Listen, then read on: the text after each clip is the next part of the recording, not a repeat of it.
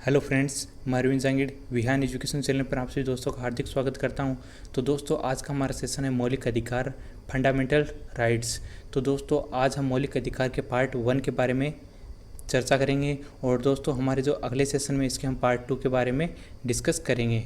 तो दोस्तों, चलते हमारे आज के सेशन पे। इससे पहले दोस्तों, अगर आपने हमारे चैनल को सब्सक्राइब नहीं किया तो सब्सक्राइब करें, बेल आइकन प्रेस करें, जिससे हर लेटेस्ट नोटिफिकेशन आपको आसानी से मिल जाए। तो दोस्तों, चलते हमारे आज के सेशन पे। तो दोस्तों, आज के सेशन का हमारा पहला क्वेश्चन है, संविधान के किस भाग को मैग्ना कार्टा कहा जाता है? तो दोस्तों, संविधान के भाग 3 को मैग्ना कार्टा कहा जाता है। ऑप्शन सी हमारा दोस्तों राइट आंसर हो जाएगा। और दोस्तों, भाग 3 को इसके अंदर दोस्तों किए गए हैं मौलिक अधिकार। इसके अंदर मौलिक अधिकार दिए गए हैं। और दोस्तों, ये मौलिक अधिकार जो इनका जो समावेश किया गया है संविधान में, वह किया गया है दोस्तों अनुच्छेद 12 से 35 को। अनुच्छेद 12 से 35 में इनका समावेश किया गया है। तो दोस्तों, इसको मैग्ना कार्टा क्यों कहा जाता है? क्योंकि दोस्तों, जो सर्वप्रथम ब्रिटेन का राजा किंग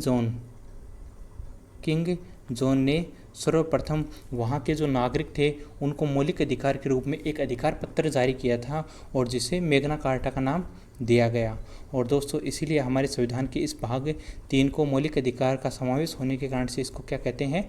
मैग्ना कार्टा कहा जाता है। तो दोस्तों, चलते हैं हमारे नेक्स्ट क्वेश्चन पे। नेक्स्ट हमारा क्वेश्चन है दोस्तों, भारत के संविधान में मौलिक अधिकार किस देश से लिए गए हैं? तो दोस्तों, जो भारत के जो संविधान में मौलिक अधिकार दिए गए हैं उनको कहाँ से लिया गया है?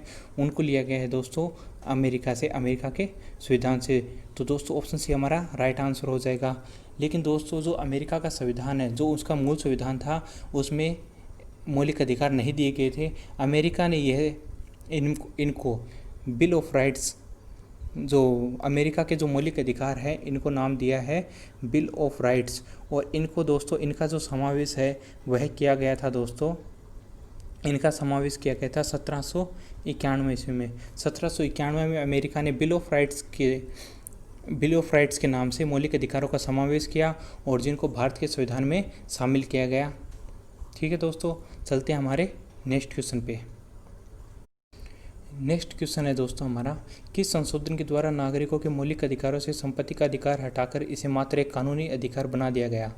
तो दोस्तों, ये किस संशोधन के द्वारा जो मौलिक अधिकारों से संपत्ति का अधिकार था? तो दोस्तों, जो हमारा मूल जो संविधान था उसमें सात प्रकार के मौलिक अधिकार प्रदान किए गए थे।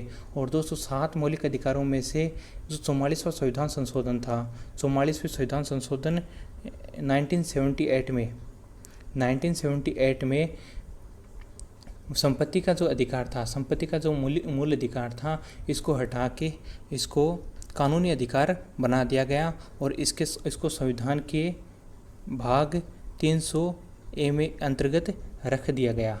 ठीक है दोस्तों, 44वें संविधान संशोधन 1978 के द्वारा जो 7वां जो मौलिक अधिकार था, संपत्ति का जो अधिकार था, उसको हटा के जो कानूनी अधिकार है 300A के अंतर्गत, संविधान के 300A के अंतर्गत उसको समावेश किया गया। तो दोस्तों, अब ये संपत्ति का अधिकार मौलिक अधिकार न होकर क्या है? एक कानूनी अधिकार है। तो दोस्तों, ऑप्शन सी हमारा राइट आंसर हो जाएगा 44वें संविधान संशोधन के द्वारा।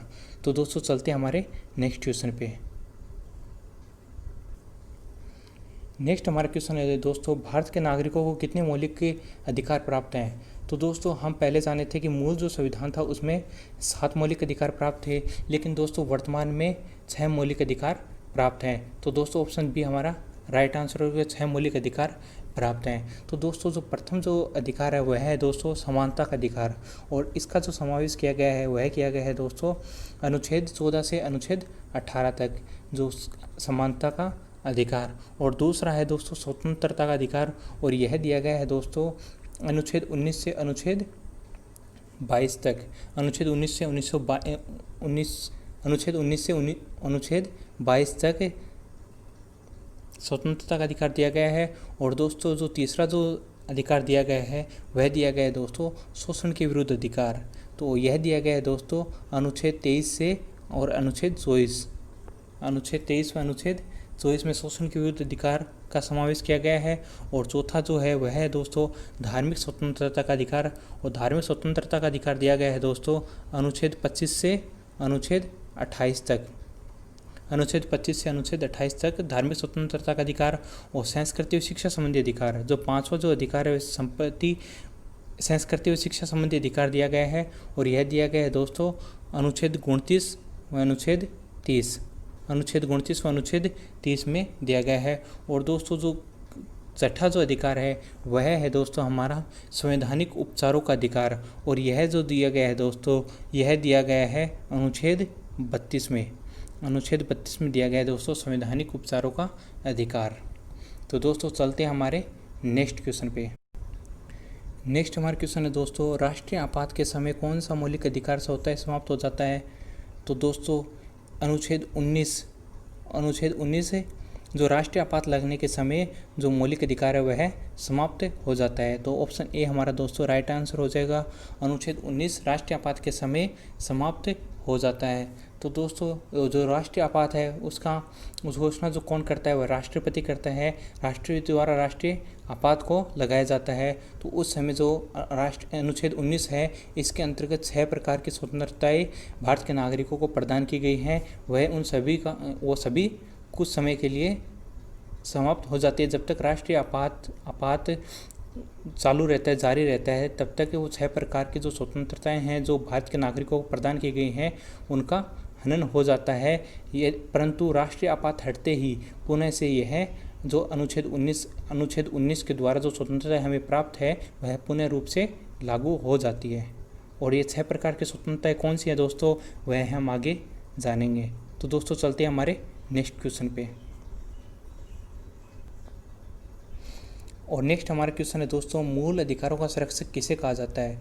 तो दोस्तों जो मूल अधिकारों का संरक्षक है वह कहा जाता है दोस्तों सर्वोच्च न्यायालय को। ऑप्शन डी हमारा राइट आंसर हो जाएगा। तो दोस्तों सर्वोच्च न्यायालय, यदि देश में ऐसी कोई विधि या ऐसा कोई कानून बनाया जाता है जो कि मूल अधिकारों का हनन कर रहा है तो सर्वोच्च न्यायालय उस विधि को शून्य साबित कर सकता है, उसको शून्य कर देगा। तो दोस्तों यह इसका जो संरक्षक है वो कौन माना जाता है, सर्वोच्च न्यायालय को, सुप्रीम कोर्ट को इसका मूल अधिकारों का संरक्षक माना जाता है। तो दोस्तों चलते हैं हमारे नेक्स्ट क्वेश्चन पे। नेक्स्ट हमारा क्वेश्चन है दोस्तों मूल अधिकारों का निलंबन करने की शक्ति किसको प्राप्त है। तो दोस्तों मूल अधिकारों का निलंबन करने की शक्ति राष्ट्रपति को प्राप्त है। ऑप्शन ए हमारा दोस्तों राइट आंसर हो जाएगा। राष्ट्रपति जो मूल अधिकारों का निलंबन करने की शक्ति रखता है। कोई भी राष्ट्रीय आपात की स्थिति में राष्ट्रपति मूल अधिकारों का निलंबन कर सकता है। परंतु दोस्तों अनुच्छेद 20 और 21 में जो स्वतंत्रताएं जो प्रदान की गई है उनका निलंबन नहीं हो सकता।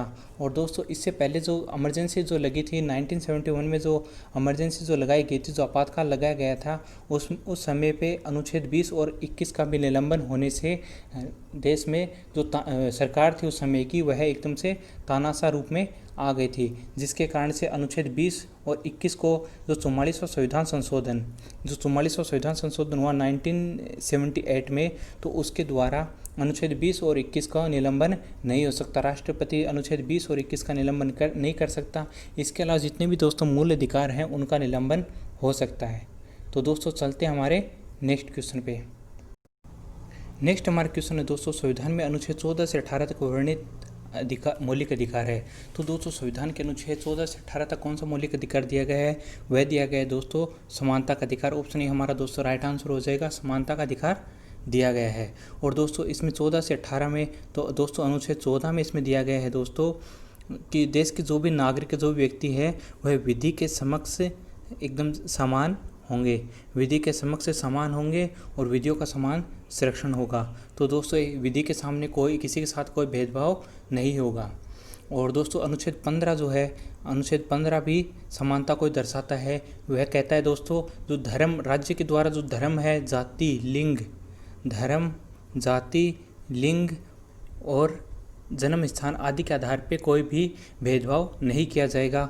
और दोस्तों जो अनुच्छेद 16 है, अनुच्छेद 16 कहता है दोस्तों लोक नियोजन के विषय में अवसर की समानता, यानी कि यह क्या प्रदान करता है दोस्तों, अवसर की समानता प्रदान करता है, यानी कि सबको समान अवसर प्रदान करता है। और अनुच्छेद 17 जो है दोस्तों वह प्रदान करता है दोस्तों, वह अंत करता है दोस्तों अस्पृश्यता का, जो कहीं भी जैसे जो दार्शनिक स्थल है, जो जितने भी सार्वजनिक स्थल है, मनोरंजन हो या जो पूजा स्थल है, जो दार्शनिक स्थल हैं, वहाँ पे अस्पृश्यता का अंत करता है। और दोस्तों जो 18 है, अनुच्छेद 18 है, वह उपाधियों का अंत करता है। जैसे पहले जैसे दोस्तों संविधान में से पहले, संविधान लागू होने से पहले कोई जमींदार था, कोई राजा है, महाराजा है, ये सब उपाधियाँ दी हुई थी। तो दोस्तों अनुच्छेद 18 ऐसी सब उपाधियों का अंत करता है। ठीक है दोस्तों, चलते हैं हमारे नेक्स्ट क्वेश्चन पे। नेक्स्ट हमारा क्वेश्चन है दोस्तों, शोषण के विरुद्ध अधिकार किस अनुच्छेद में वर्णित हैं? तो दोस्तों शोषण के विरुद्ध अधिकार अनुच्छेद 23 से अनुच्छेद 24 में वर्णित है। ऑप्शन सी हमारा दोस्तों राइट आंसर हो जाएगा। तो दोस्तों अनुच्छेद 23 में दिया गया है दोस्तों, जो मानव दुर्व्यापार है और जो बाल श्रम है उसका निषेध किया गया है अनुच्छेद 23 में। और दोस्तों जो अनुच्छेद 24 है, इसमें जो कल कारखाने हैं जो या और भी कोई जोखिम भरे जो भी स्थान है, वहाँ पे 14 वर्ष से कम आयु के बच्चों को वहाँ पे कार्य करवाना गैरकानूनी है, तो उसका निषेध किया गया है। तो नेक्स्ट हमारा क्वेश्चन है दोस्तों, अनुच्छेद 19 कितने प्रकार की स्वतंत्रता प्रदान करता है? तो दोस्तों अनुच्छेद 19 6 प्रकार की स्वतंत्रता प्रदान करता है। तो दोस्तों ऑप्शन सी हमारा राइट आंसर हो जाएगा।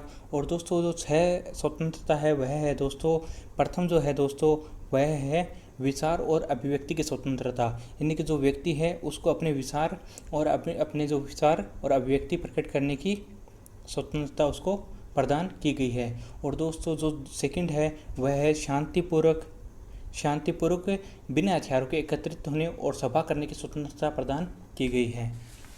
और तीसरा जो दिया गया है दोस्तों, वह दिया गया है दोस्तों संघ और समुदाय बनाने की स्वतंत्रता दी गई है। और चौथा है दोस्तों देश के किसी भी क्षेत्र में आवागमन की स्वतंत्रता, यानी कि किसी भी क्षेत्र में वह भ्रमण कर सकता है। और जो पांचवी जो स्वतंत्रता है वह है दोस्तों देश के किसी भी क्षेत्र में निवास व बसने की स्वतंत्रता है, यानी कि वह देश के कहीं भी रह सकता है। और दोस्तों जो छठी जो स्वतंत्रता प्रदान की गई है वह की गई है दोस्तों देश में कहीं भी व्यापार और जीविका चलाने की स्वतंत्रता उसको प्रदान की गई है, कि वह देश के में कहीं भी किसी भी हिस्से में रह के अपना व्यापार कर सकता है।